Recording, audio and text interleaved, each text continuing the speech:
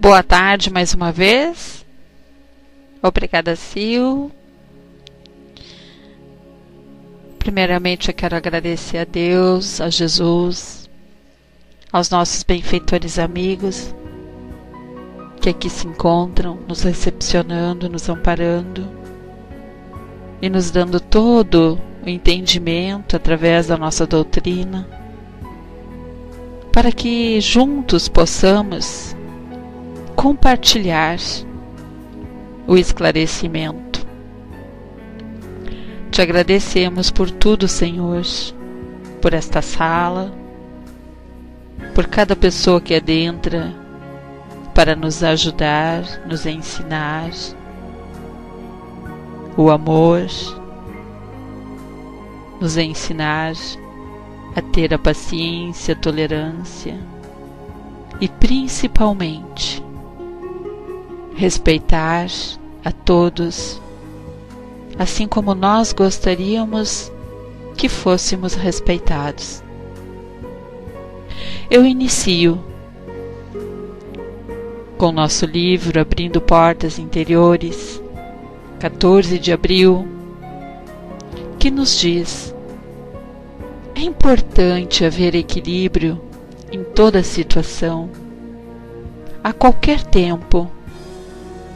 Você descobrirá que quando tudo o que você faz é sob minha direção, sempre haverá um perfeito equilíbrio, e por isso que você deve deixar a vida seguir seu curso sem tentar forçar nada, porque assim nada sairá errado ou fora do tempo.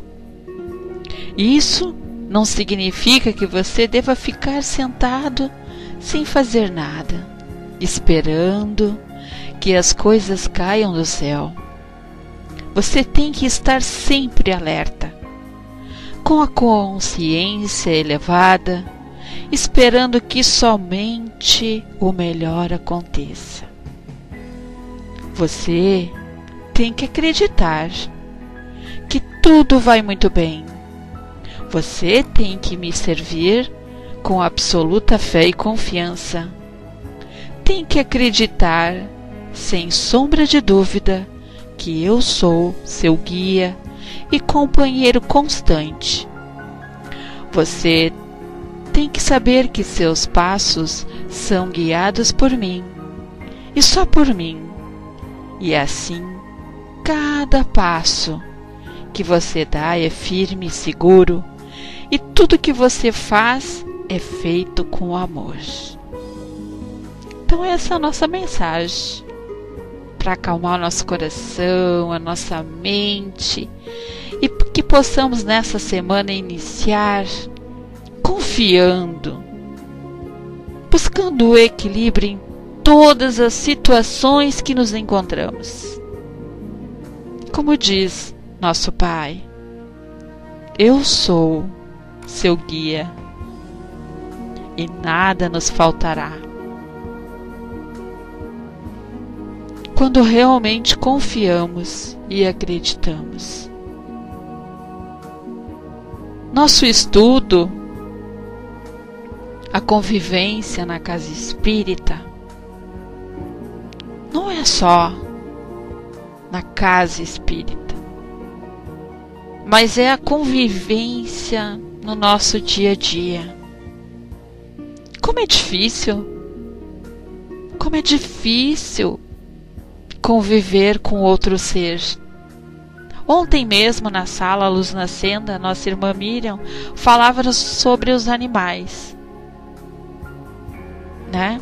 Que o animal, o nosso cão, o nosso gato, enfim, o nosso passarinho, ele consegue sentir quando nós não estamos bem, ele consegue passar para nós o amor, o afeto.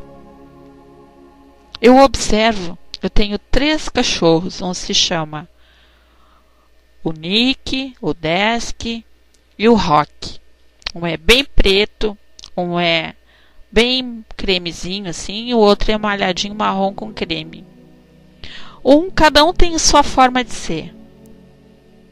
Um é sapeca demais, o outro já é mais calminho. Eu digo que ele é um lorde. O Rock é o tirano, o mandão. Verdade. Mas eu observo que quando eu não tô bem, quando eu sinto que algo tá errado, o Rock deita na porta da minha sala, né? E aí, se eu deixo a porta meio aberta, ele fica ali me olhando com aquele olhinho assim que quer me passar algo. Então, se eu vou ali, converso com ele e digo: "Que foi, Rock? O que tu tá vendo?" Aí ele fica assim olhando dentro dos meus olhos como se ele quisesse me dizer algo. Se eu tô triste, eles ficam me arrodeando o tempo todo, um querendo dar mais que o outro. Então vocês imaginam quando a gente tortura um animal, quando a gente espanca, né? Isso, quando a gente faz tantas coisas que a gente vê por aí, né? Bota fora, deixa aquele animal ali doente, às vezes todo cheio de carrapato, sem comer, sem tomar água, e ele não consegue falar, mas ele consegue passar através, né, do seu latido, o desespero, né? Então, nós também temos a nossa forma de nos expressar. Muitas vezes a gente se expressa com agressividade, com palavras, com gestos também. Então essa convivência que nós estudamos aqui na sala, na casa espírita, não é só lá, é dentro da nossa casa, dentro do nosso trabalho, na rua, em qualquer lugar. Mas por que estamos abordando dentro da casa espírita? Porque a maioria das pessoas que hoje fazem parte do nosso grupo de estudo doutrinário encontram essa dificuldade dentro da casa espírita. Muitos aqui frequentam as casas espíritas, trabalham, são trabalhadores. Muitos não são trabalhadores, mas vão, assistem palestra, convivem ou na parte social. E muitos ainda não conseguem lidar com essa situação, que é a convivência. A convivência, ela é necessária para o nosso crescimento. Como é importante a gente aprender a conhecer o ser, né? Conhecer aquele colega que está ali no dia a dia. Como é importante a gente saber respeitar a privacidade de cada um. Tanto é que dentro da nossa família, esse grupo que eu digo de crescimento muito, eu digo que é um crescimento de uma responsabilidade muito grande, onde a gente convive 24 horas. Filho, marido, esposa, pais, irmãos, avós. E não é muito diferente, não. Dentro da nossa casa a gente tem que tolerar muito mais e suportar, porque a gente mora ali, tá ali no dia a dia. Dentro do grupo espírita, a gente às vezes vai uma vez por semana. A gente não convive com todos 24 horas. Então, o que é mais fácil a gente julgar aquilo que alguém vem e nos fala ou aquilo que a gente deduz? A gente olha para alguém e comenta como aquela pessoa é antipática, como aquela pessoa é arrogante, como aquela pessoa ela é mandona, autoritária. Mas a gente não convive todos os dias com ela. E no momento que a gente descobre, passa a estar com aquela pessoa mais, passa a ver o lado bom dela, a gente até se envergonha em ter julgado aquela pessoa, ter pensado mal sobre aquela pessoa. E isso acontece muito. E comigo já aconteceu muitas vezes. Eu já relatei aqui na sala, né? E o tempo vai nos ensinando a nos silenciar mais, a não fazer tipos de comentário, tipos de crítica, né? Porque a crítica é muito triste, ela é muito triste, a crítica. E eu me lembro que uns anos atrás, eu estava trabalhando no Banco do Brasil, que houve uma greve muito grande. Eu trabalhava no Banco Maisonave na parte de compensação, e eles contrataram mais de 500 funcionários para a parte de informática da compensação, e eu fui uma delas. Era um trabalho temporário, e eu fui trabalhar no banco, e aí era muita gente, era por turmas, né? Imagina, cada turma era de 100 e poucas pessoas, né? Mulheres e homens. Era carga horária de 6 horas. Então era de manhã, de tarde, de noite e madrugada. E eu me lembro que nós estávamos assim com um grupinho conversando, e vinha de uma determinada moça, e eu disse assim pro grupo: eu não suporto aquela menina ali que tá vindo. E ela estava vindo na nossa direção. Eu disse: ela é insuportável. E nesse meio tempo, uma das meninas do grupo disse assim: ai, Rô, eu fico tão triste quando tu fala isso. Aí eu disse: mas por quê? Porque essa menina é minha irmã. Então vocês imaginam como que eu me senti naquele momento. E naquele momento, para mim, foi uma grande lição de cuidar o que a gente fala. Que a gente pense muito antes de falar, porque a gente não sabe para quem está falando. Cuidar a forma que falamos. É muito triste, porque de repente tu pode estar falando de alguém, de uma mãe, de alguém, de um irmão, enfim, e não tem coisa mais doída da gente ouvir alguém falar mal daquela pessoa mais próxima da gente, né? Por mais que a pessoa seja aquilo que a outra falou, mas nós sentimos a dor, nos entristecemos, né? Então, no nosso livro, A Convivência na Casa Espírita, nos relata realmente tudo aquilo que passamos e tudo que podemos evitar, né? Então, só para fazer é que nós ficamos pela metade do capítulo 8, e eu vou aqui encerrar, que são críticas e críticos. Então, voltando aqui, para a gente poder entender depois a sequência, que vamos entrar nas intrigas. No nosso livro diz que em nossas casas espíritas, como em qualquer outro setor, é fundamental sabermos lidar com as críticas. Sejam aquelas decorrentes de um julgamento equilibrado das coisas ou aqueles frutos do personalismo humano. Assim como existe a crítica mal direcionada.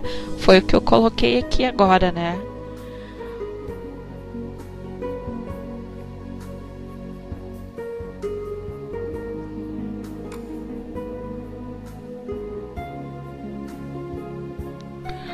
Aquela direcionada.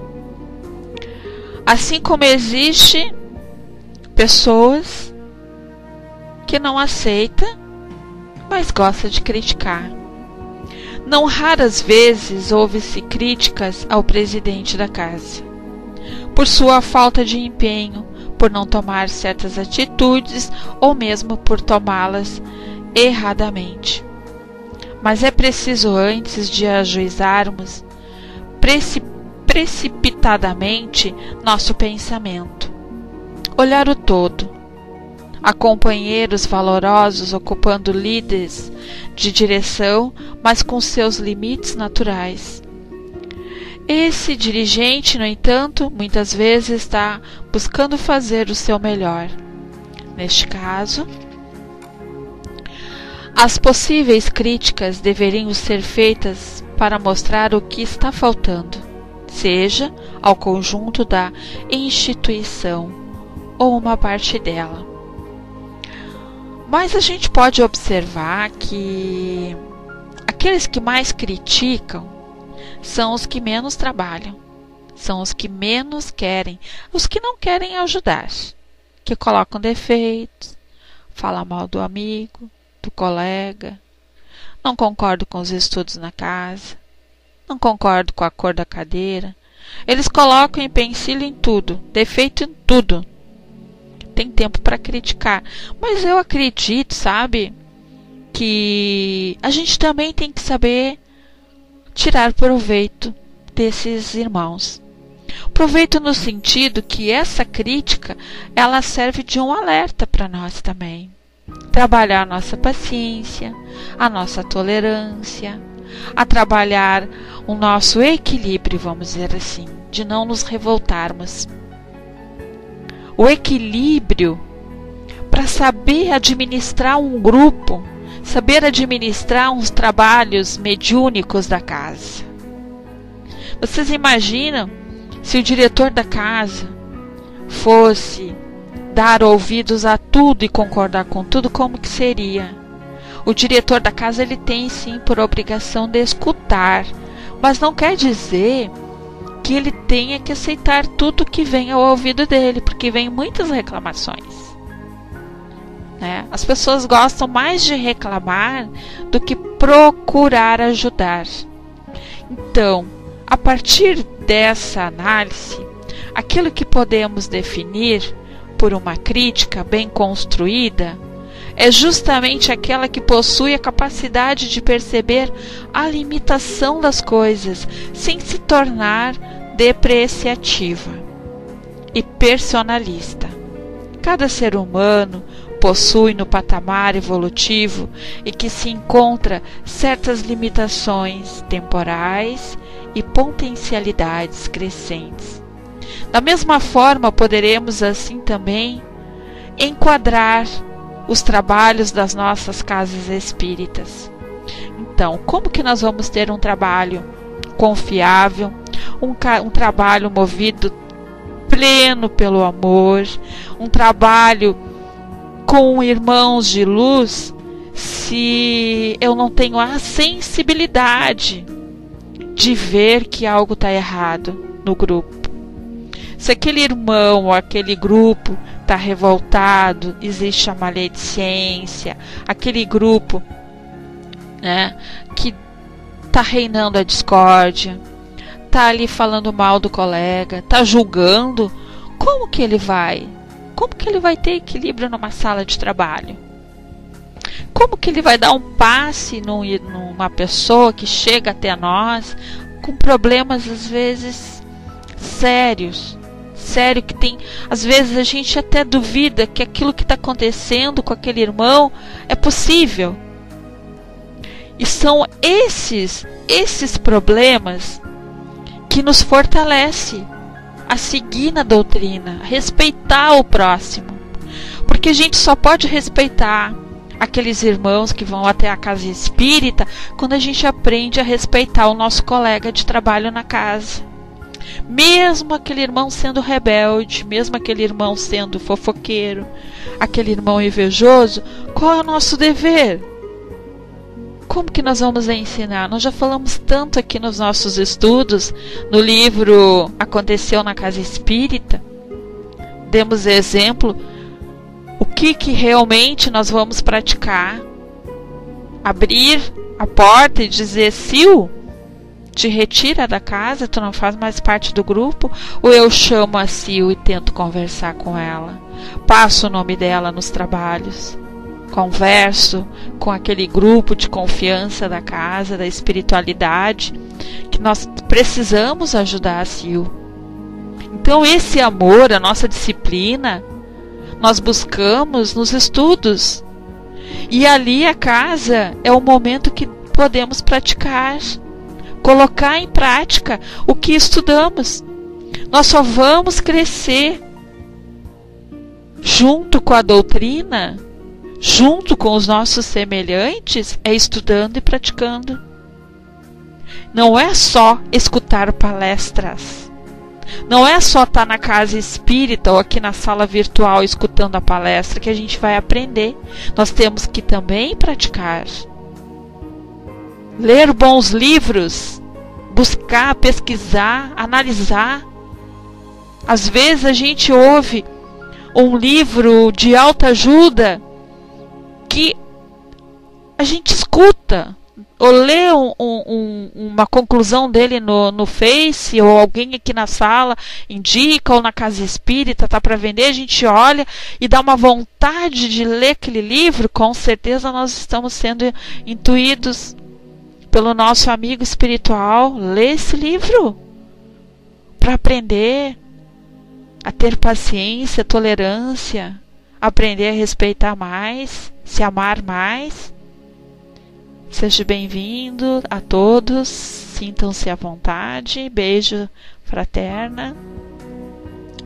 Então, a assimilação do conteúdo doutrinário, meus amigos, deve nos permitir uma convivência permeada de cordialidade e fraternidade, mesmo nos momentos de divergências de pensamento. Por isso, a forma de fazer uma crítica é a forma de se receber uma crítica. Então, se eu chego aqui e digo aqui hoje: Sil, eu não estou gostando da forma que tu está recepcionando as pessoas. É uma crítica construtiva ou é uma crítica destrutiva para vocês? Como que vocês encarariam? Vamos supor que a gente esteja numa casa espírita, numa sala fechada, estudando. E eu chego e falo, porque dentro do estudo ali, nós temos que ter toda a liberdade, porque sempre vai ser os mesmos. Né? São pessoas que estão ali, todo dia. Muito bem, Dulce. Na maneira que eu vou falar. Eu posso falar da mesma forma, mas gritando passa a ser uma forma destrutiva. Também posso chamar de lado, ou também eu posso falar em conjunto, dizer: pessoal, tá errado a forma que vocês estão recepcionando as pessoas na casa ou na sala. Tem que existir mais amor, mais respeito, como vocês gostariam de ser recebidos. Então, esta forma de fazer uma crítica vai fazer a diferença. A forma que vamos receber uma crítica, tirar proveito das críticas. Eu prefiro 1000 vezes ser criticada do que elogiada, porque me faz eu refletir muito mais, não me torna uma pessoa acomodada, porque o elogio, a gente acha que está tudo lindo, maravilhoso, e na realidade não é assim. A gente sabe que não é verdade. Nós temos ainda muitos defeitos, nós temos muitas dificuldades a serem resolvidas. Então, se eu tenho a capacidade de coordenar um grupo, tenho a capacidade de falar com jeitinho, com carinho, se alguém vem e me critica, eu também tenho que ter essa capacidade de saber escutar, mesmo que aquela pessoa ela ainda não esteja madura, não esteja harmoniosa, não esteja doce nas palavras, porque a gente leva tempo para estar harmonizada, doce. Eu digo por experiência própria. As pessoas dizem assim: Ruth sempre foi assim? Não, eu nunca fui assim.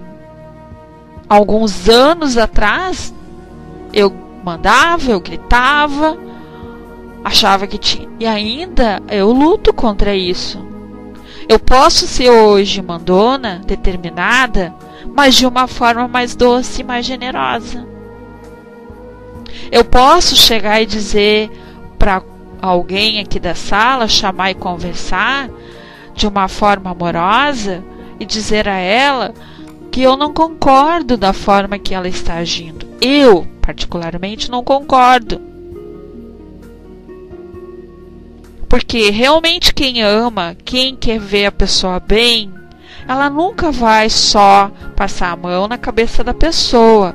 Ela nunca vai compactuar com o erro daquele irmão. Ela tem por obrigação, dever de mostrar a ela. Pode ela não aceitar, pode ela naquele momento ela não estar preparada para com aquilo que a gente está falando para ela, mas um dia ela vai lembrar. Ela vai lembrar que alguém nos falou daquele episódio. Aí a gente diz, puxa vida, por que eu não dei ouvidos? E a gente sempre diz, se eu pudesse voltar atrás eu faria diferente. Mas não tem como voltar atrás. Mas a gente pode se melhorar. Nós temos o nosso próprio exemplo dos nossos erros, das nossas dores. Que é coisa mais triste do que a ignorância de um ser em isolar o outro ser, o ser humano, tratar a pessoa com indiferença? Eu acho que tratar a pessoa com indiferença é pior do que chegar e falar, despejar para ela tudo aquilo que está entalado na garganta. Porque tu vai e fala, tu sabe o que a pessoa está pensando a teu respeito, e a indiferença não. É triste. Mas tem pessoas que são assim ainda, né? Preferem tratar com a indiferença, né? Sofrem também com isso, porque ela tem que estar se vigiando o tempo todo, controlando os seus atos para que a outra não perceba. Então é triste. Onde a convivência com mais de uma, duas pessoas é complicado. Vocês imaginam conviver com 50, 100, 1.500 pessoas todos os dias? Coordenar uma equipe, então. Vocês não acham que é uma missão árdua? Que se veio com aquela finalidade é porque existe um propósito de ambas partes. Crescimento para todos e uma oportunidade de poder mostrar o amor que veio com a missão, né, de oferecer para aquele grupo, ou vice-versa. Então, um sentimento, especialmente no terreno da crítica, deve ser valorizado. A humildade. Lembremos que um conjunto de sentimentos e atitudes nos caracteriza enquanto sujeitos humanos. Alguns são afirmativos de saúde emocional, produzindo impactos positivos na convivência humilde. Modéstia, compreensão, resignação, brandura. Enquanto outros fazem parte de uma estrutura psíquica mais antiga, com efeitos, muitas vezes, desagregadores e conflictivos, orgulho, vaidade, presunção, melindre, raiva. Nosso Lomonix nos diz que convivência tem que ser principalmente fora da casa espírita com quem vivemos no dia a dia. Isso mesmo, nós comentamos no início aqui dos estudos Lomonix, que a nossa convivência não é só na casa espírita, é em qualquer lugar. Qualquer lugar. Até lá na rua, no mercado, numa fila de ônibus, de banco, qualquer lugar a gente tem que aprender a conviver com o ser humano. Respeitar. Em primeiro lugar é respeitar. Eu dou de respeito para ser respeitada. Mas eu respeito, mas eu não sou respeitada, Rô. Continua respeitando. Um dia, aquela pessoa ela vai acordar e vai se sentir envergonhada pelos seus atos. Então, essas estruturas estão arquivadas com intensidade variada de pessoa para pessoa. Em nosso psiquismo, por um efeito que poderíamos aqui chamar de ressonância magnética. Cada vez que abrimos um desses arquivos, ele irá, por sintonia, ativar outros que lhe estejam da mesma faixa vibratória, semelhante a um efeito dominó. Assim, a pessoa que cede aos impulsos do orgulho seguidamente abre as comportas do seu mundo íntimo também para a vaidade negativa e para a presunção, que se traduz numa onipotência imaginária. Quando esse sentimento de superioridade é desestabilizado por alguém ou algum fato, a pessoa se melindra. E é verdade. Quando a gente vai toca na verdade, na ferida da pessoa, né? Vamos dizer, tu mostra pra pessoa, eu sei como tu é. É assim que a pessoa age, ela já se melindra. Ela já se retrai, né? Né, Frater? Frater tá na sala? Que a Frater trabalha muito com o lado, né? Esse lado humano da pessoa. Nossa psicóloga da sala, né, que nos ajuda bastante o lado emocional da pessoa. Então, quando a gente consegue atingir e mostra para ela, eu sei como que tu está, eu sei como tu age, sei das tuas deficiências, mas a gente tem que ter essa humildade de não melindrar aquele irmão e sim ajudar, estender a mão. Sermos humildes. Por isso que eu acho que toda casa espírita, quando nós iniciamos uma atividade na casa espírita, né, nós deveríamos passar pelo trabalho do fraterno. Sermos fraternistas. Por quê? Nós vamos aprender a saber lidar com as pessoas, saber ouvir principalmente. O mais difícil para o ser humano, na minha convicção, é saber escutar. Ninguém gosta de escutar ninguém. Ninguém tem tempo, ninguém tem paciência.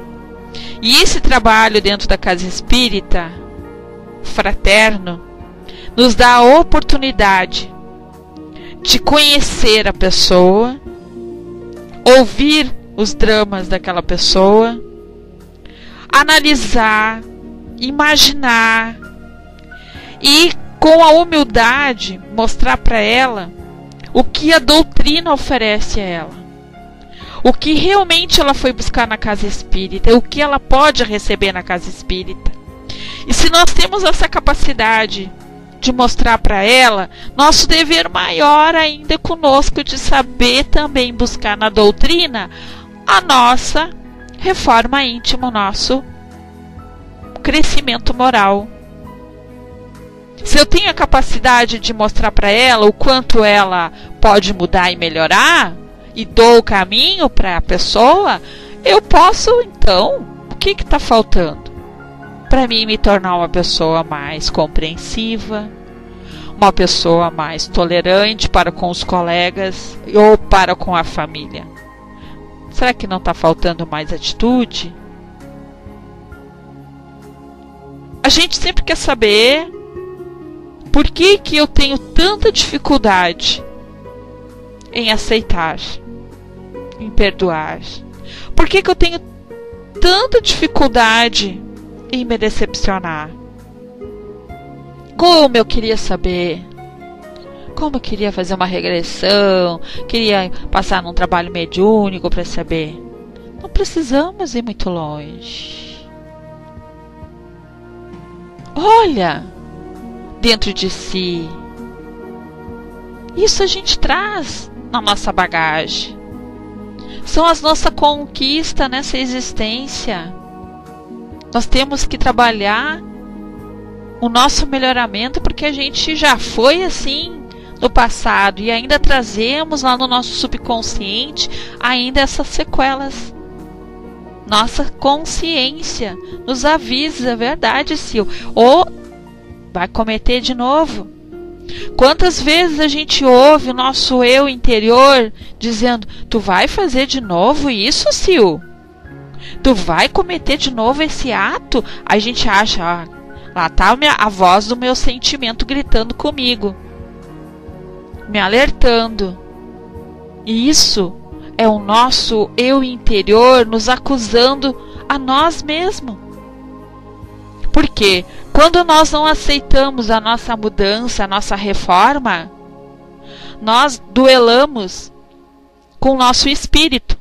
Porque às vezes a matéria é tão rebelde, tão dura, que não quer mudar, mas o espírito, ele necessita, ele quer, que às vezes vai para uma direção quando a gente dorme. Aí quando a gente volta para o corpo, a gente acorda no outro dia, parece que passou uma jamanta no nosso corpo. A gente acorda chorosos, melancólicos. Ai, que vontade de não acordar. Ai, que vida ingrata. Ai, que isso. Ah, vou ter que... A gente se questiona o tempo todo, porque a gente sabe que a gente tem que continuar essa caminhada e que lá na espiritualidade foi nos mostrado para nós: de novo tu vai fazer o mesmo erro, tu não vai ter outra oportunidade. Para muitos é difícil a transformação moral. E o Lomonis diz: a consciência sem estudo é o estado normal do ser no estado errante. Como posso saber do correto, se não vai avaliar a situação interna para externa, do eu para o próximo? Estudo interior é fazer a sua reforma íntima todo dia. O que eu poderia ter feito melhor hoje? O que eu poderia me libertar hoje um pouquinho mais?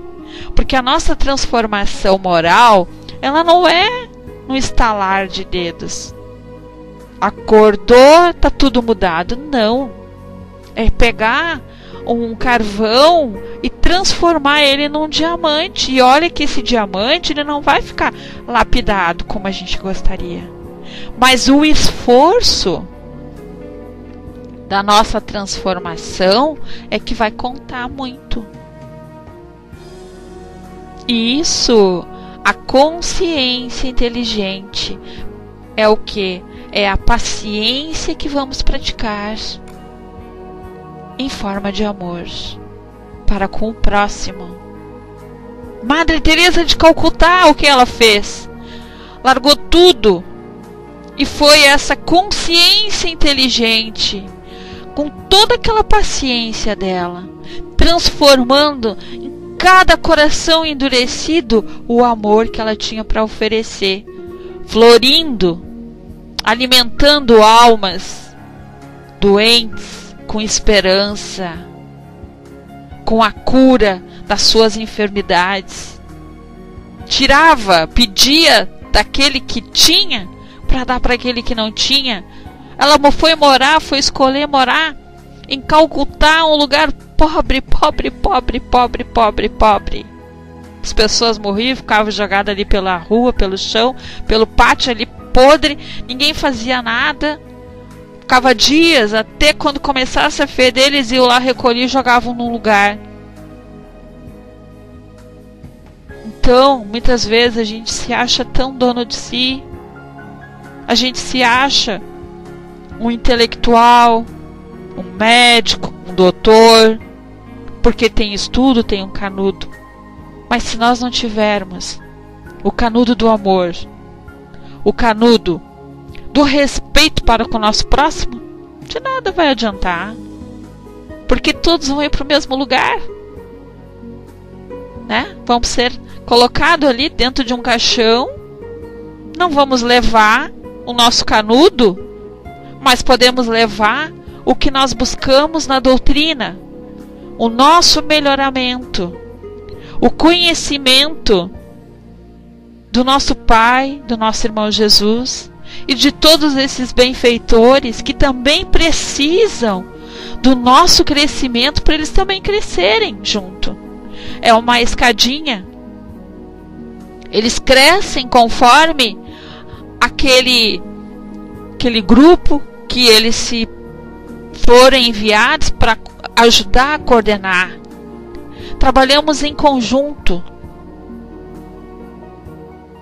O Lomoniz diz: paciência com nós mesmos, sabendo de nossas limitações e que, apesar de sermos errantes, temos que divulgar o que agora aprendemos e colhemos com os bons sentimentos coletivos. Talvez esta seja a resposta, que estamos fazendo algo verdadeiramente correto, fora do egoísmo e dentro do benefício coletivo. Mas se nós deixarmos que esse egoísmo ainda predomine, ele aniquila com o resto, porque se torna falso. Nós podemos enganar, vamos dizer assim, aos seres humanos, mas nós não conseguimos enganar a Deus, porque nós somos totalmente transparentes para Ele. Ele consegue nos visualizar, conhece a nossa essência, Ele sabe cada partícula deste corpo, porque foi Ele que criou.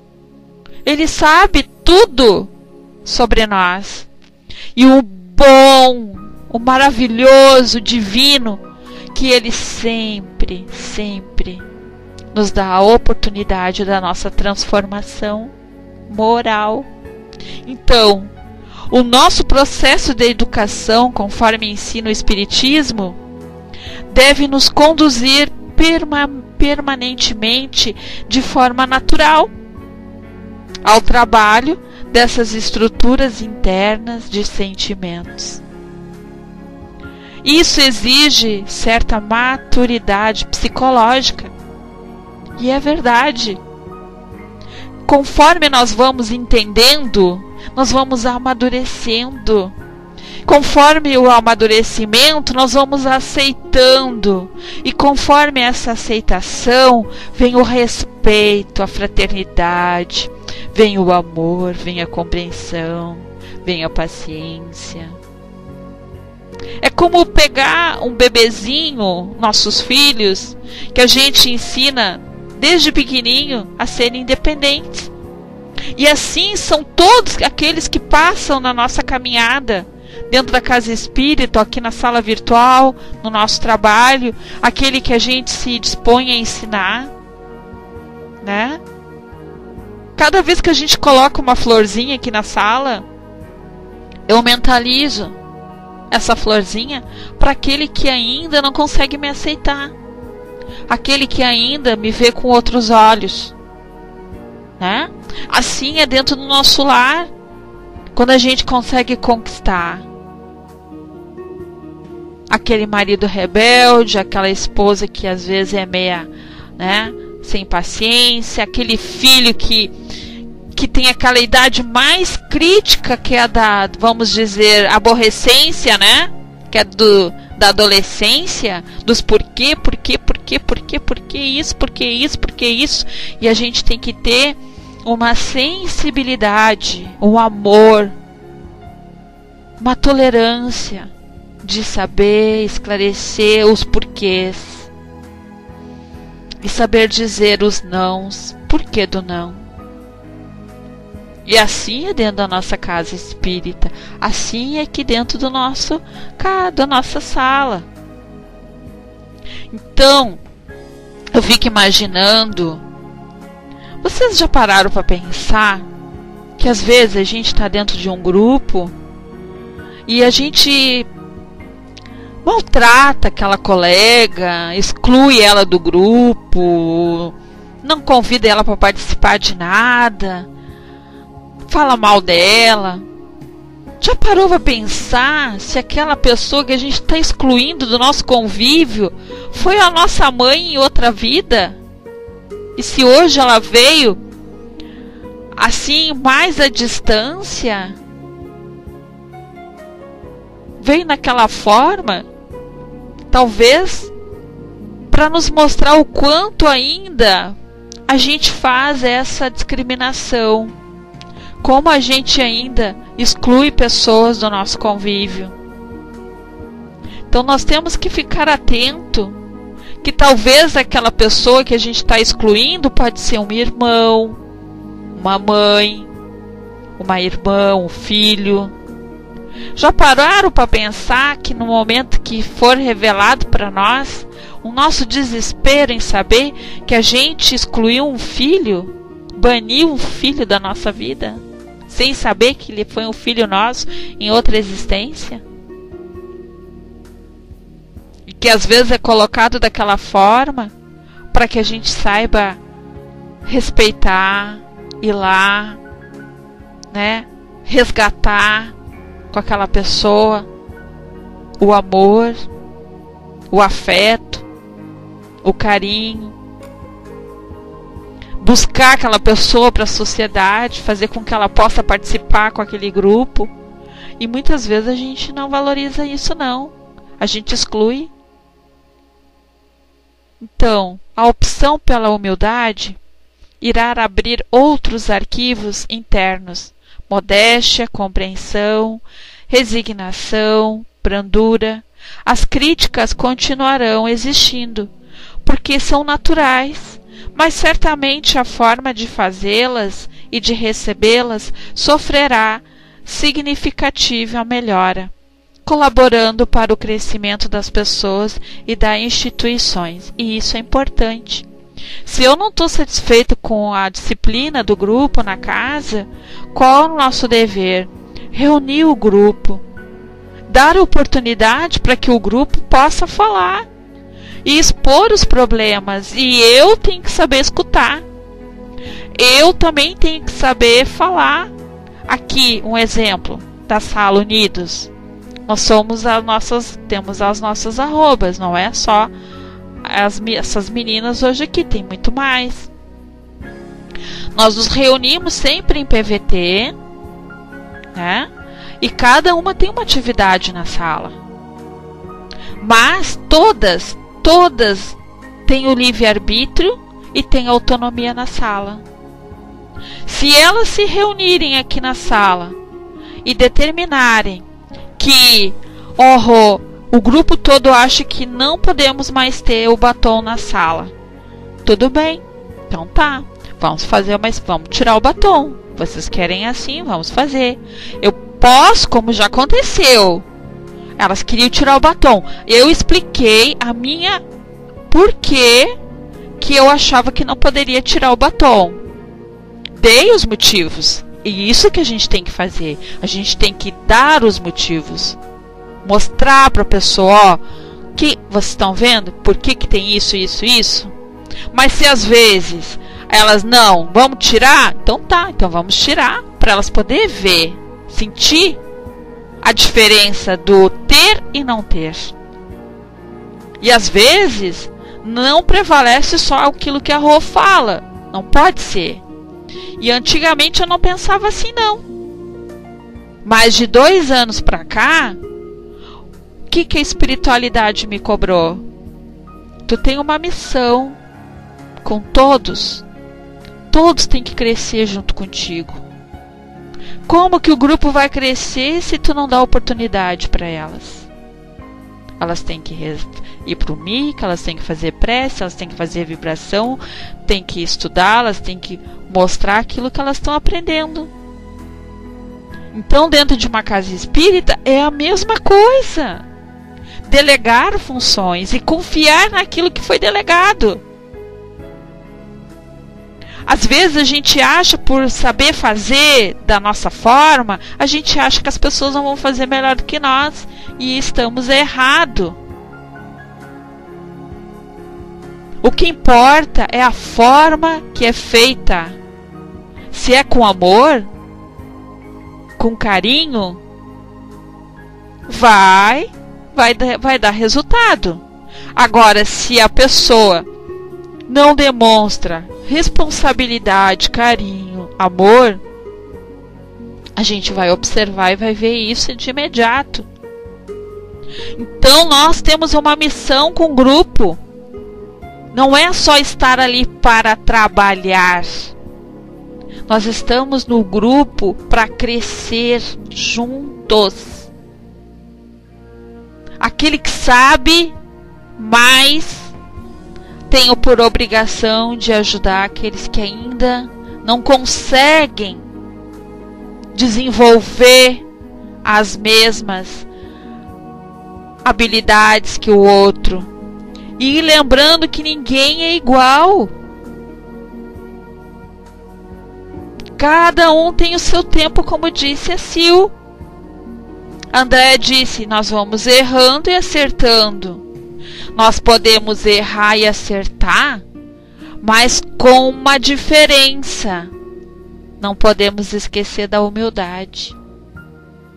A Miriam nos diz lá em cima, verdade, Rô, a tarefa precisa ser mais importante que a nossa vaidade e o nosso orgulho. E infelizmente ainda o nosso orgulho nos melindra.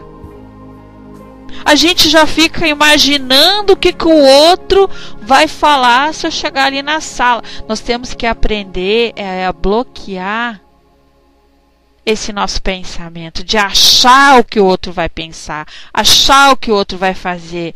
Vamos primeiro fazer a nossa parte.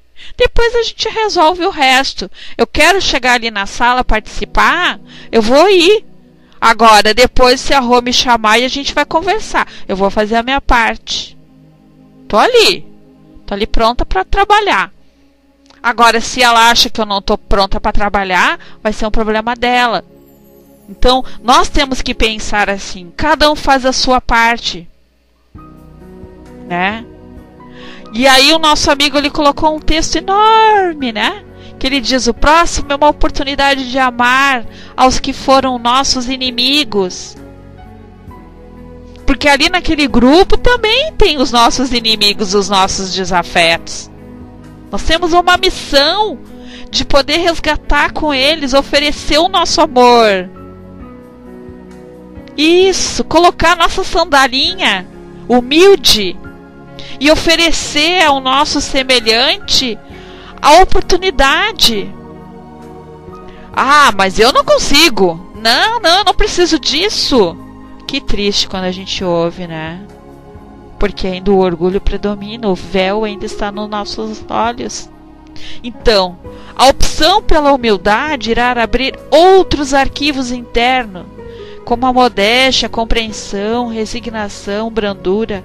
As críticas vão continuar existindo porque são naturais, mas certamente a forma de fazê-las e de recebê-las sofrerá significativa melhora, colaborando para o crescimento das pessoas e das instituições. Mas aí, nós vamos entrar agora na parte das intrigas. A gente sabe tudo isso, né? E olha, não é só na casa espírita que acontece isso. Aqui no Pautal que acontece muito isso, gente. Intriga. Fulano falando de fulano, fulano falando disso, fulano falando disso. Então, aqueles que hoje já conseguem entender e tá firme no propósito, já consegue ver assim, eu não consigo fazer mais parte desse mundo de intrigas. A gente até pode ouvir, mas a gente vai lá e fecha o PVT. A gente tem que ter essa dignidade também. Porque aquele que dá ênfase para a intriga é pior do que aquele que vai lá e provoca. Então nós também temos que colocar em prática. Podemos até ouvir, mas nunca ir lá colocar mais lenha na fogueira. E sim, olha, eu não posso, tenho que sair, inventa alguma coisa, mas não faz parte disso.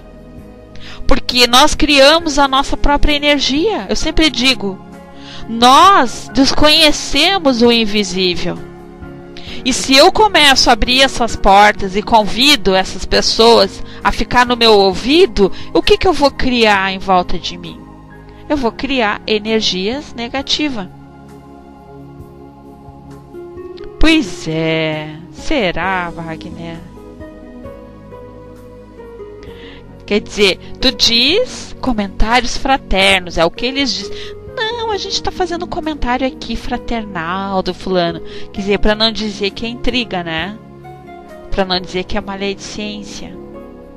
Então, nosso livro aqui, o Allan Kardec nos diz um trechinho, mas pouco a pouco tudo isso se extingue, a febre se acalma, os homens passam e as ideias novas ficam. Espíritas, elevai-vos pelo pensamento.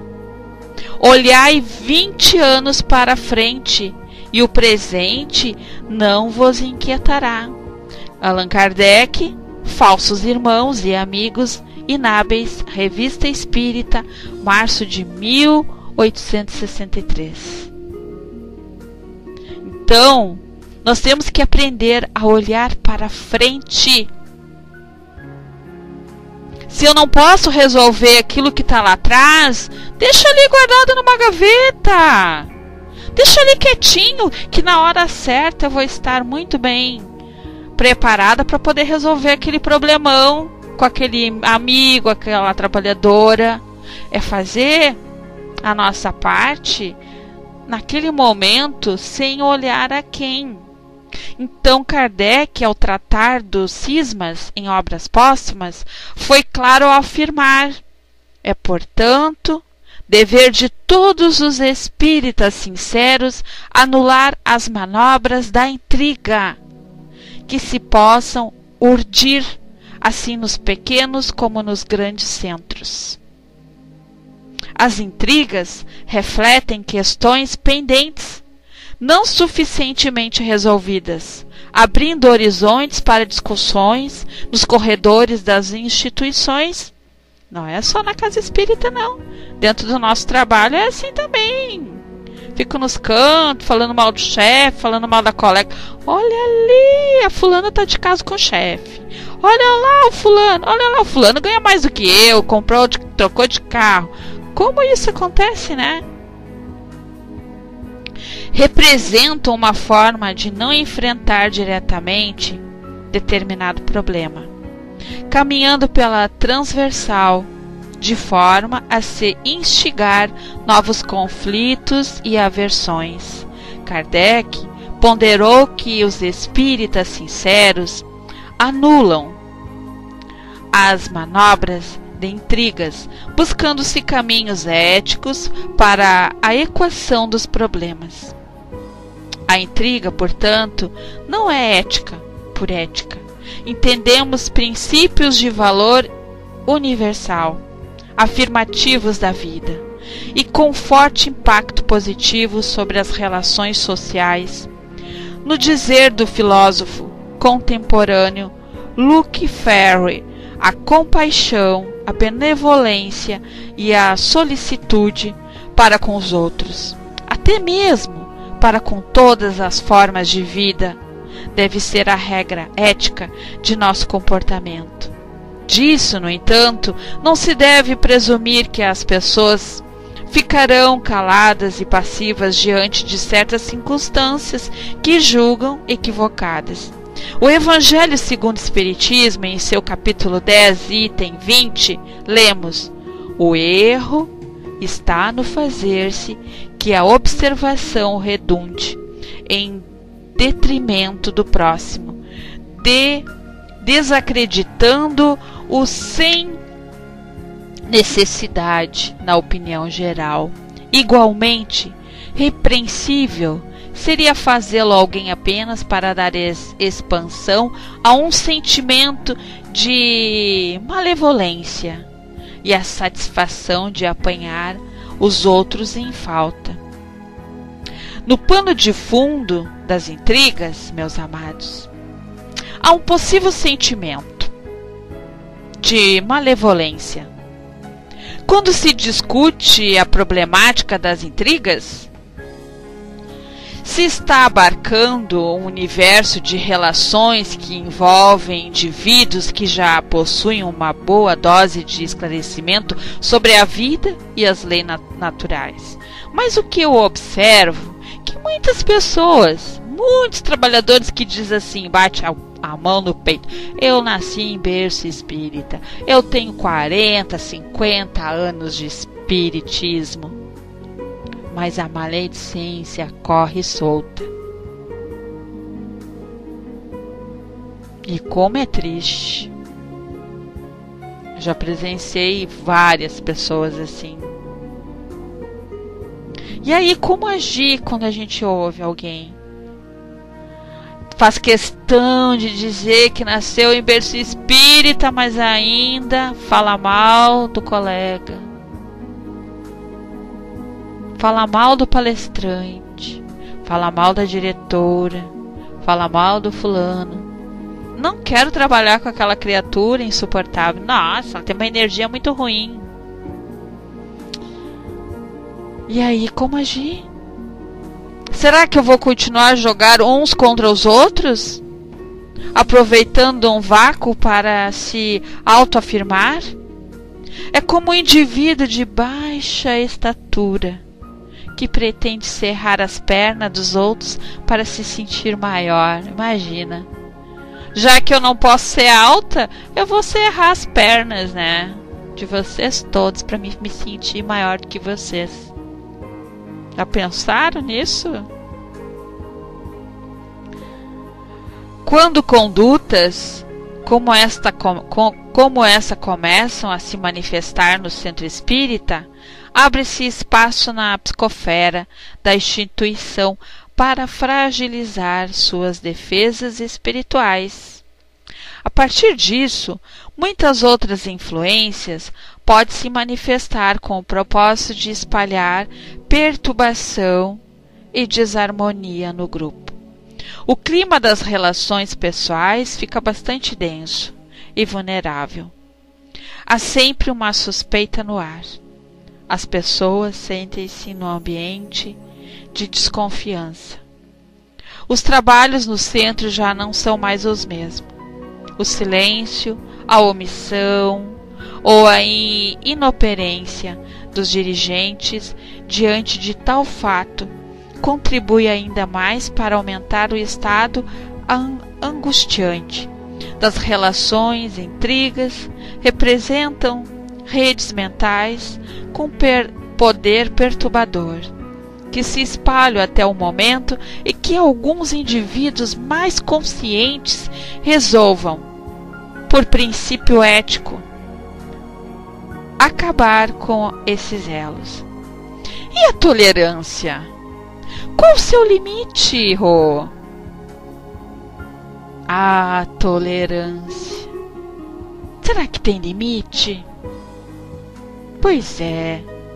De forma geral, podemos considerar que a tolerância encontra o seu limite no momento em que as atividades do centro espírita começam a ser afetadas pela conduta de certos companheiros. Somos de opinião que o problema deve ser enfrentado, de preferência logo que surge. Então, se eu chego aqui e vejo que tem alguma coisa na sala errada, como eu já vi várias vezes, né? E as meninas estão aqui, podem dizer, quando eu vejo, eu chamo em PVT, tá bem, fulana? Como é que tu tá te sentindo? Tá com algum problema? Então hoje nós vamos vibrar por ti, tá acontecendo alguma coisa. Às vezes ela fala, às vezes não. Às vezes é um problema doméstico em casa. Então, se a gente consegue ver e sentir e chamar a pessoa e oferecer ajuda, né? Ela também precisa desse momento.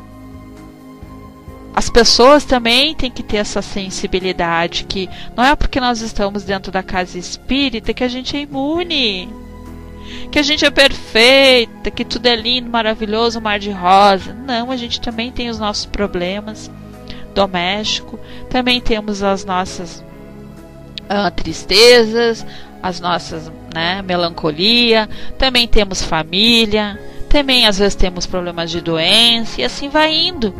Então, quando a gente sabe que aquela pessoa Eu confio no grupo, eu sei exatamente como é a Sil, como é a Dulce, como é a Andréia, a Verônica e assim por diante, né? E às vezes eu sei quando elas não estão bem e chamo, às vezes, ai, Rô, mas não tô bem. Não, tu não tá bem. Aí elas, não, Rô, realmente eu não tô bem. Às vezes a gente não precisa entrar em detalhe o porquê. Eu só peço, confia, acredita, respira. Faz uma vibração que logo passa, tu vai ver que tudo se resolve. E esse é o caminho. Às vezes a gente não precisa saber o motivo, né? A não ser que a pessoa queira desabafar, fazer um fraterno. Mas a gente não precisa ter essa curiosidade, né? Matar essa curiosidade. Por que ela tá assim? O que aconteceu? O que ela se decepcionou? Basta a gente emanar para ela a força para ela vencer aquele obstáculo. E que ela pode contar com aquela pessoa naquele momento, que ela vai ter todo o amor e o carinho que ela necessita.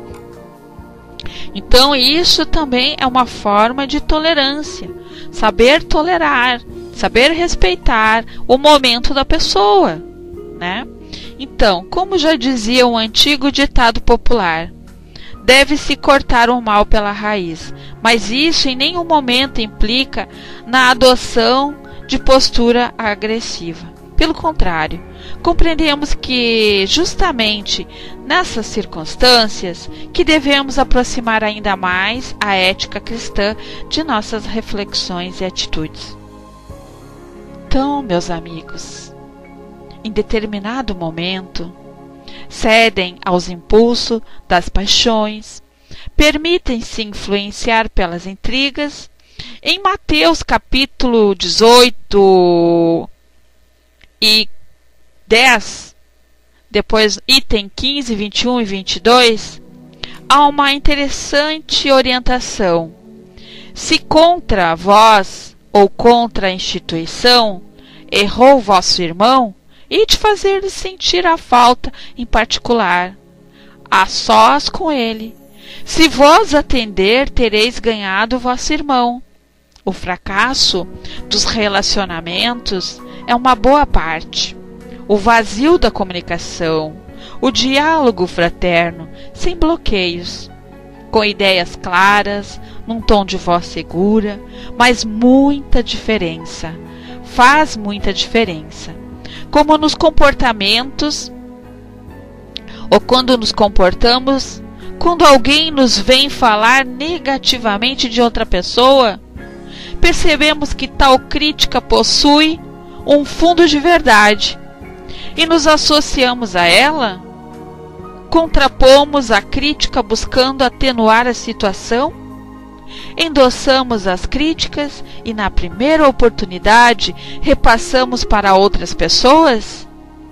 Então, eu venho aqui, converso com a Sil, a gente faz um comentário de alguma coisa da sala, a gente troca uma ideia, aí eu pego, fecho meu PVT, vou lá, chamo o Wagner em PVT e falo mal da Sil. Olha, a Sil me falou isso. Então, eu vou estar sendo errada, né? Então, como nos comportamos, né? Que comportamento é esse? Não devemos temer, desprezar ou mesmo tensionar excluir as críticas que surjam no grupamento espírita. As críticas podem ser muito úteis e servir para o melhoramento do grupo, né? Contudo, que a gente saiba saber escutar e não se melindrar. Então, dos trabalhos das pessoas, mas crítica tem hora e lugar. Eu posso estar aqui agora palestrando e de repente alguém vir aí na área de texto e me botar lá do cachorro, lá embaixo, no pé do cachorro. E aí? O que aconteceu? Ela pode estar me criticando, mas ela pode usar da crítica uma crítica construtiva. Tipo, a gente também tem que ter cuidado que a gente escreve. Porque às vezes uma palavra mal colocada faz com que a pessoa pense em milhões de coisas e julgue a atitude daquele irmão. Então, não adianta o sujeito se manter calado numa reunião e ao longo da semana criticar destrutivamente as decisões ali tomadas. Então é a mesma coisa que eu reúno as meninas aqui em PVT, numa sala fechada, e aí eu pergunto: gurias, o que precisa se melhorar? Olha, eu não tô gostando da atitude da Marcele. O que vocês acham? O que a gente podia fazer para ajudar a Marcele? Aí todo mundo fala mal da Marcele. Um exemplo, não é isso, viu, Marcele? É só um exemplo. Só que na hora de trocar ideia, ninguém diz: pra mim tá tudo bom, deixa, tá. Ninguém diz nada. Só que depois, passa a semana, o PVT começa aqui. Porque não gostei. Fulano tá incomodando. Fulano não sei o quê. Mas, poxa, a gente fez reunião para resolver esse problema e na hora de subir, vocês não fizeram nada, e aí? Então, o que quer dizer isso? São pessoas que não gostam de se expor, né? De ali falar, argumentar, dar ideias. Elas não gostam da mudança. Elas gostam realmente de provocar uma situação. Então eu tava aqui isso, ficar lindo na foto. Isso mesmo, eternidade, obrigada. Então eu tava aqui separando algumas coisas pra gente complementar esse capítulo, que é bem pequenininho, né? Esse capítulo das intrigas, ele é bem pequenininho. Eu quero complementar com algo aqui que eu separei, que é do nosso livro dos Espíritos, que diz o seguinte: é a falta do que fazer. É verdade. Kardec sempre dizia: quem não tinha tempo para bater boca e fofocar tinha muito trabalho a fazer. E é mesmo, e trabalho sempre tem. Obrigada, Miriam, é isso aí. A Miriam falou pouco, mas disse tudo. Então, resumindo, Deus é eterno, imutável, imaterial, único, onipotente, soberanamente justo e bom. Criou o universo, que abrange todos os seres animados e inanimados, materiais e imateriais. Os seres materiais constituem o mundo visível ou corpóreo, e os seres imateriais o mundo invisível ou espírita, isto é, dos espíritos. O mundo espírita é o mundo normal, primitivo, eterno, sobrevivente a tudo. O mundo corporal é secundário, poderia deixar de existir ou não, ter jamais existido, sem que por isso se alterasse a essência do mundo espírita. Os espíritos revestem temporariamente o invólucro material, perecível, cuja destruição pela morte lhes restitui a liberdade. Entre as diferentes espécies de seres corpóreos, Deus escolheu a espécie humana para a encarnação dos espíritos que chegarem a certo grau de desenvolvimento, dando-lhes superioridade moral, intelectual sobre as outras. A alma é um espírito encarnado, sendo o corpo apenas o seu envoltório. Há no homem três coisas: o corpo, ou ser material análogo aos animais e animado pelo mesmo princípio vital. Segundo, a alma, ou ser imaterial, espírito encarnado no corpo. Terceiro, laço que prende a alma ao corpo, princípio intermediário entre a matéria e o espírito. Tem assim o homem duas naturezas pelo corpo. Participa da natureza dos animais, cujos instintos lhe são comuns pela alma, participa da natureza dos espíritos. Os laços, ou perispírito, que prende ao corpo o espírito, é uma espécie de envoltório semimaterial. A morte é a destruição do invólucro mais grosseiro. O espírito conserva o segundo, que lhe constitui um corpo etéreo invisível, para nós um estado normal, porém que pode tornar-se acidentalmente visível e mesmo tangível, como sucede no fenômeno das aparições. O espírito não é, pois, um ser abstrato, indefinido, só possível de conceber-se pelo pensamento. É um ser real, circunscrito, que em certos casos se torna apreciável pela vista, pelo ouvido e pelo tato. Os espíritos pertencem a diferentes classes e não são iguais, nem em poder, nem em inteligência, nem em saber, nem em moralidade. Os das primeiras ordens são os espíritos superiores, que se distinguem dos outros pela sua perfeição, seus conhecimentos e seus atos. Aproximadamente de Deus, pela pureza de seus sentimentos e por seu amor do bem. São os anjos ou puros espíritos. Os das outras classes se acham cada vez mais distanciados dessa perfeição, mostrando-se os das categorias inferiores. Na sua maioria, enraivados das nossas paixões, o ódio, a inveja, o ciúme, o orgulho, etc. Comprazem-se do mal. Há também, entre os inferiores, os que não são nem muito bons, nem muito maus, antes perturbadores e enredadores, do que perversos. A malícia e as inconsequências parecem ser o que neles predomina. São os espíritos estúrdios ou levianos. Os espíritos não ocupam perpetuamente a mesma categoria. Todos se melhoram, passando pelos diferentes graus da hierarquia espírita. Esta melhora se efetua por meio de encarnação, que é imposta a uns como expiação e a outros como missão. A vida material é uma prova que lhes cumpre sofrer repetidamente até que hajam atingido absoluta perfeição moral. Deixando o corpo, a alma volve ao mundo dos espíritos, donde sairá, para passar por nova existência material.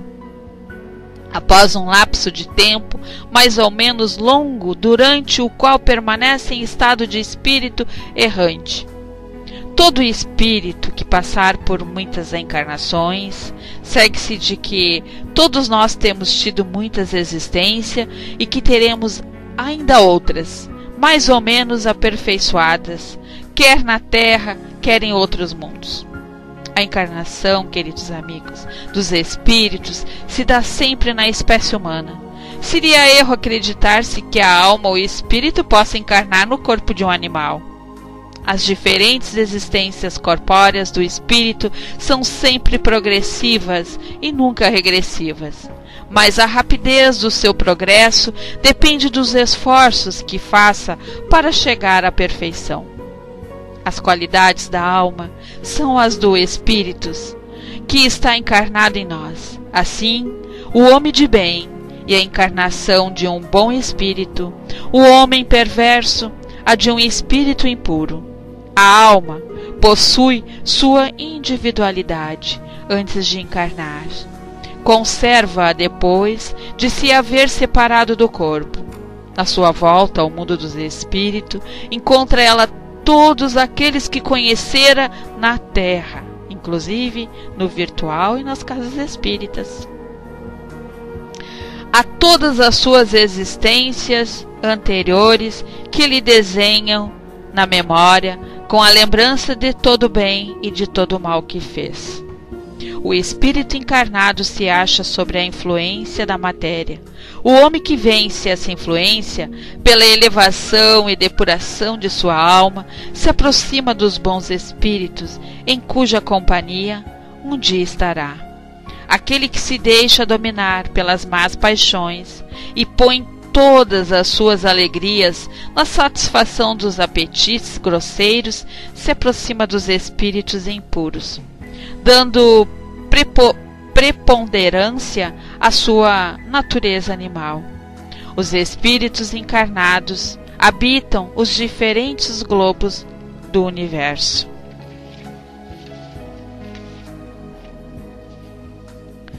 Os não encarnados ou errantes não ocupam uma região determinada e circunscrita. Então, por toda parte no espaço, ao nosso lado, vendo-nos e acotovelando-nos de contínuo, e toda uma população invisível a mover-se em torno de nós. Os espíritos exercem incessante ação sobre o mundo moral e mesmo sobre o mundo físico. Atuam sobre a matéria e sobre o pensamento e constituem uma das potências da natureza, causa eficiente de uma multidão de fenômenos até então inexplicados ou mal explicados, e que não encontram explicação racional senão no Espiritismo. As relações dos espíritos com os homens são constantes. Os bons espíritos nos atraem para o bem, nos sustentam nas provas da vida e nos ajudam a suportá-los com coragem e resignação. As comunicações dos espíritos com os homens são ocultas ou ostensivas. As ocultas se verificam pela influência boa ou má que exercem sobre nós, e a nossa revelia. Cabe ao nosso juízo discernir as boas das más inspirações.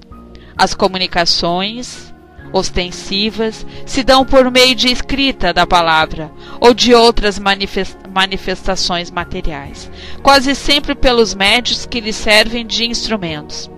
Os espíritos se manifestam espontaneamente ou mediante invocação.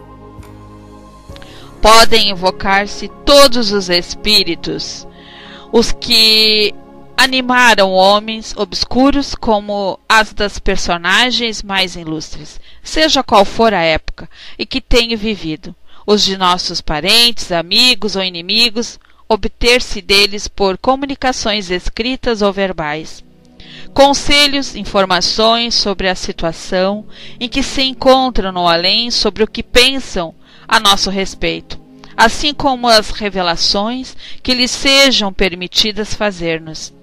Os espíritos são atraídos na razão da simpatia, que lhes inspire a natureza moral do meio que os invoca. Os espíritos superiores se comprazem nas reuniões sérias, onde predominam o amor do bem e o desejo sincero, por parte do que as compõem, de se instruírem e melhorarem. A presença deles afasta os espíritos inferiores que inversamente encontram livre acesso e podem obrar com toda liberdade entre pessoas frívolas ou impelidas unicamente pela curiosidade e onde quer que existam maus instintos. Longe de se obterem bons conselhos ou informações úteis. Deles só se devem esperar futilidades, mentiras, gracejos de mau gosto ou manifestações, pois que muitas vezes tomam nomes venerados a fim de melhorar, induzirem ao erro. Distinguir os bons dos maus espíritos é extremamente difícil. Os espíritos superiores usam constantemente de linguagem digna, nobre, repassada da mais alta moralidade,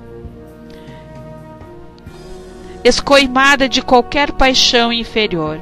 A mais pura sabedoria lhes transparece dos conselhos, que objetivam sempre o nosso melhoramento e o bem da humanidade.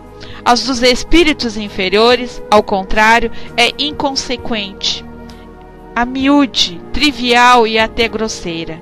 Se por vezes dizem alguma coisa boa e verdadeira, muito mais vezes dizem falsidades e absurdos, por malícia ou ignorância. Zombam da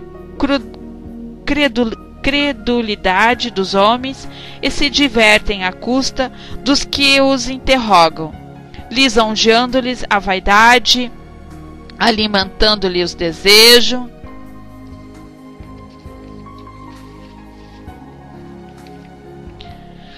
com falazes esperanças. Em resumo, as comunicações sérias, na mais ampla acepção do termo, só são dadas nos centros sérios, onde reina íntima comunhão de pensamentos, tendo em vista o bem. A moral dos espíritos superiores se resume como a do Cristo, nesta máxima evangélica: fazer aos outros o que quereríamos que os outros nos fizessem. Isto é fazer o bem e não o mal. Neste princípio encontra o homem uma regra universal de proceder, mesmo para as suas menores ações. Ensina-nos que o egoísmo, o orgulho, a sensualidade são paixões que nos aproximam da natureza animal, prendendo-nos à matéria. Que o homem que, já neste mundo, se desliza da matéria, desprezando as futilidades mundanas e amando o próximo, se avizinha da natureza espiritual. Que cada um deve tornar-se útil de acordo com as faculdades e os meios que Deus lhe pôs nas mãos para experimentá-lo.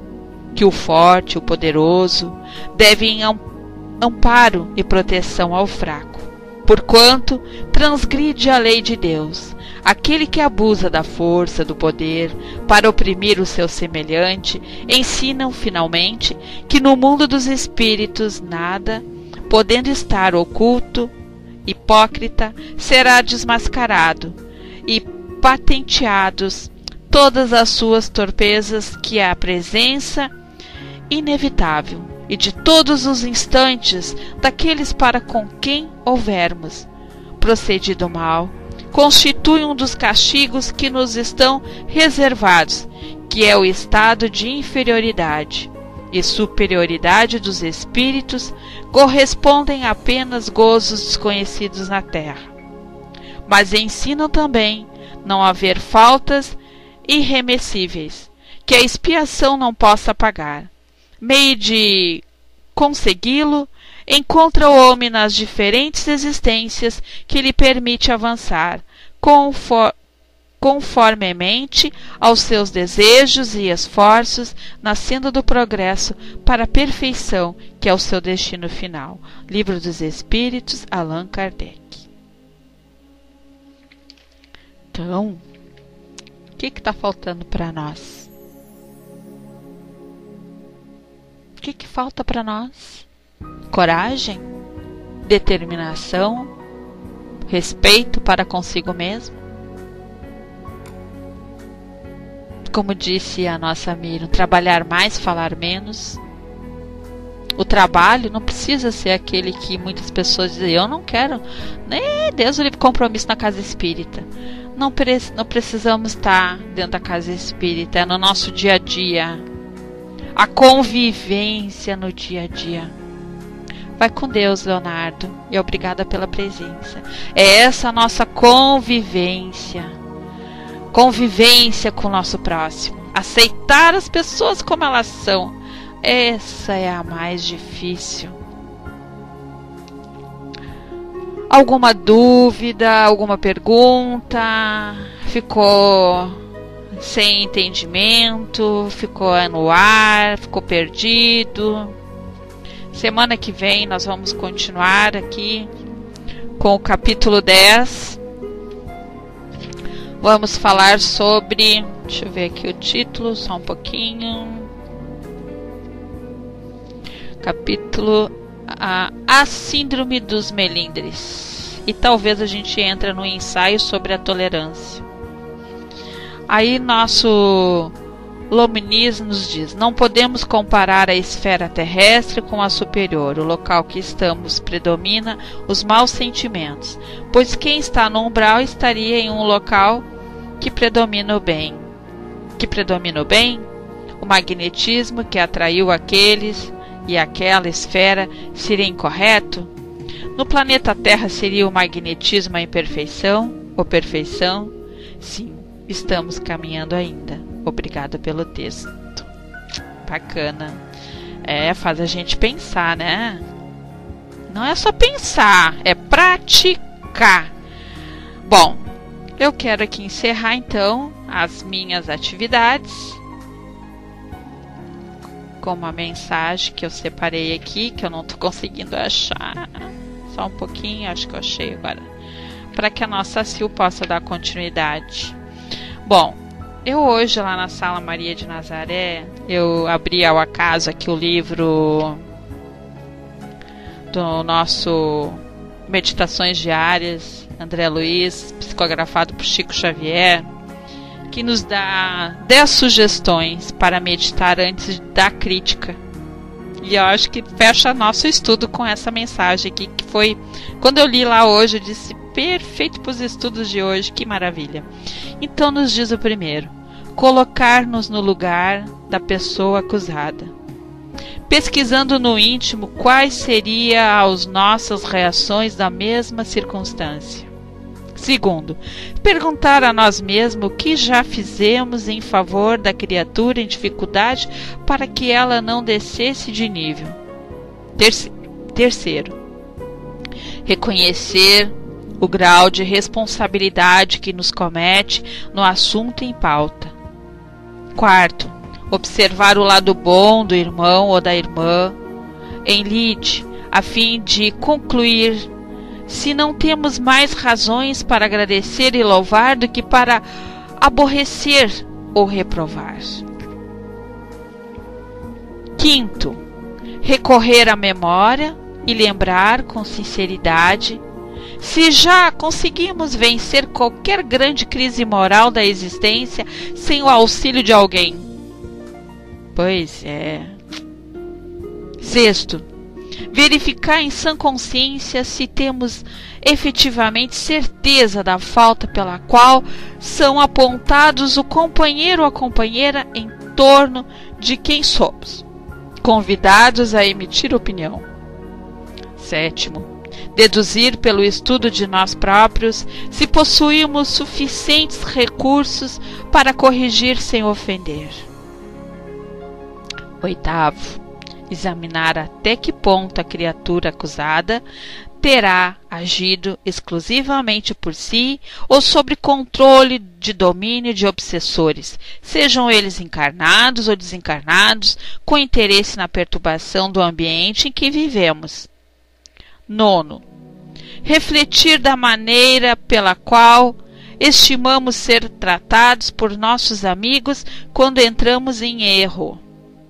Décimo, orar pelos nossos irmãos menos felizes e por nós mesmos, antes de criticar-lhes quaisquer manifestações. E eu encerro aqui, queridos irmãos, dizendo: sem a caridade do trabalho para suas mãos, o seu descanso pode transformar-se em preguiça. Então desejo a todos muita paz, muita luz e muito obrigada pela presença, pela sintonia e pela participação do grupo. Eu desejo muita paz e muita luz. Contigo, Sil, descendo.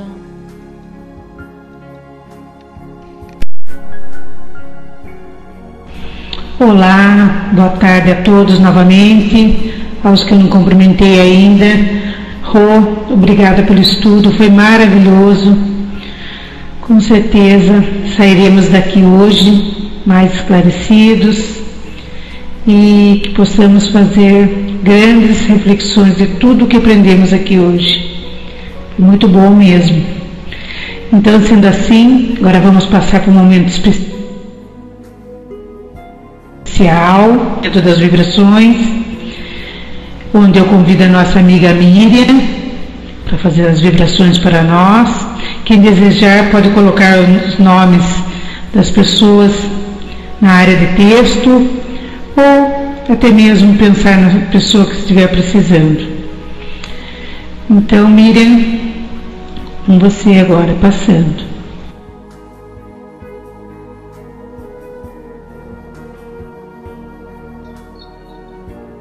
Obrigada, Sil. Boa tarde, pessoal. Vamos fazer as nossas vibrações, vibrando por nós também, né? Porque depois desse estudo maravilhoso, a gente compreender a nossa parcela também, não só o erro do outro, mas também onde nós, muitas vezes, discursamos uma coisa e agimos diferente. Agradecendo a Deus por a oportunidade das vibrações, envolvendo o nosso ambiente, a água, para aqueles que desejarem colocar a sua água para receber os frutos. O benefício que é a nossa vibração envolvendo a todos os irmãos que nós colocamos os nomes na área de texto, aqueles que nós mentalizamos, a todos aqueles que se encontram nos hospitais, nas casas de saúde, a todos aqueles que neste momento pedem através de uma prece, uma luz, se sentirem confortados, fortalecidos, os nossos irmãos que trabalham bem, mas que ainda muitas vezes sucumbem pelo seu... Que na sua tarefa sejam perseverantes, porque não precisamos ser perfeitos para começar uma tarefa, mas precisamos fazer o nosso melhor possível para que ela seja concluída.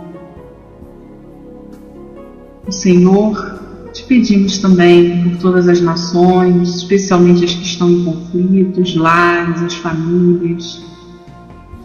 Pedimos pela Sil, pela Rua Estrela, pelo Wagner, pela Zeli, pela Eternidade, a Dulce, a Marcele, José, a Iranzinha, o Orion, a Catarina, o Muniz, Chiquiteco, a Isis, a Vânia, aqueles que não puderam estar conosco, né, mas sempre estão ligados em pensamento, aos mentores e espíritos amigos que sempre nos encorajam a vir estudar, que essas vibrações possam permanecer no nosso lar, em nossos corações, que nós possamos sempre lembrar de sairmos daqui compartilhando todos esses benefícios.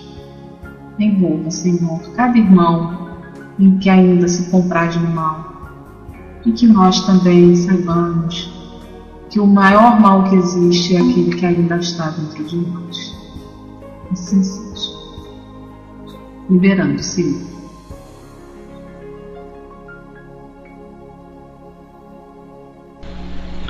Obrigada, Miriam, por essa linda vibração que com certeza todos receberão.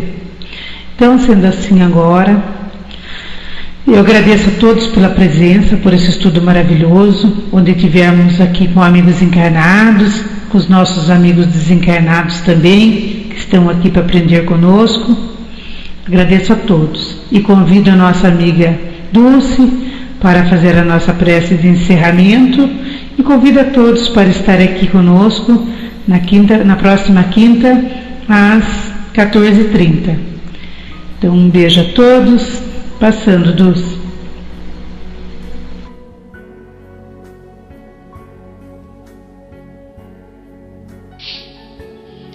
Olá, meus amigos, continuando neste clima de vibrações, agradecendo ao Senhor por tudo, pelos estudos de hoje com a nossa irmã Rostra. Vou fazer uma prece muito simples. Pai Nosso, que estás nos céus, santificado seja o teu nome. Venha a nós o teu reino, seja feita a tua vontade, assim na terra como no céu. O pão nosso de cada dia dai-nos hoje. Perdoai as nossas dívidas, assim como perdoamos aos nossos devedores. Não nos deixeis cair em tentação, livra-nos do mal, porque teu é o reino, o poder e a glória para sempre. Que assim seja, a Deus. Tenham o resto de uma boa tarde, sintam-se todos acolhidos, que se tenham sentido todos acolhidos, voltem sempre às segundas e quintas-feiras a partir das 14h30 nesta salinha. E beijinhos para todos.